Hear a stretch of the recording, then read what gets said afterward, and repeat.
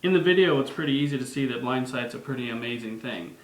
According to the Oxford Concise Dictionary, blind sight is defined as a condition in which the sufferer responds to visual stimuli without consciously perceiving them. In humans, vision starts to be processed in the retina and goes through several different areas on its way to the visual cortex, where what is being seen is processed to be consciously perceived. One theory of what is occurring in the phenomenon of blind sight has to do with the fact that humans have two differing visual pathways.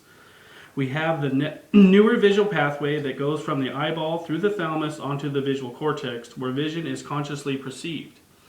And we also have the older pathway that goes directly from the eye to the brainstem and is responsible for more reflexive actions like oriented in directing our gaze towards something important. The newer pathway is found in human vision, and the older pathway is more prominent in reptiles and in fish. What is believed to be happening in individuals that are experiencing the phenomena of blind sight is that there is damage to the newer pathway that makes it possible to have the ability to consciously see.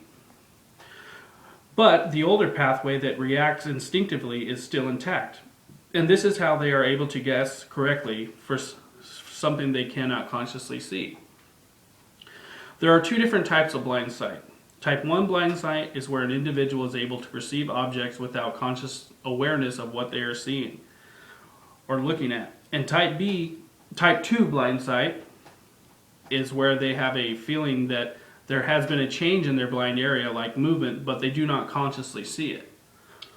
An area of blind sight study that I found interesting has to do with the use of transient magnetic stimulation to produce blind sight-like symptoms in individuals with normal vision, which works by temporarily disrupting visual cortical activity in the visual cortex.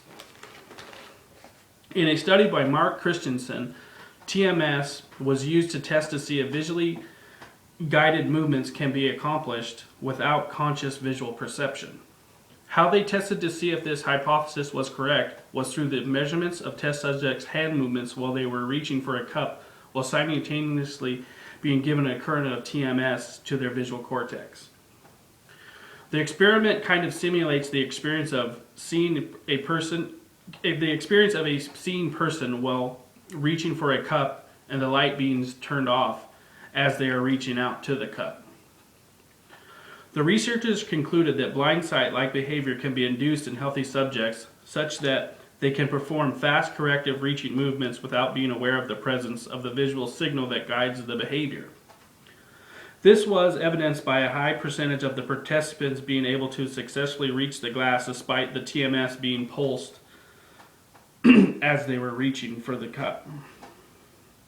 Another hypothesis by Milner and Goodell of what is going on in the experiment subject suggests that separate processing in the ventral and dorsal cortical streams may be responsible for blind sight behavior.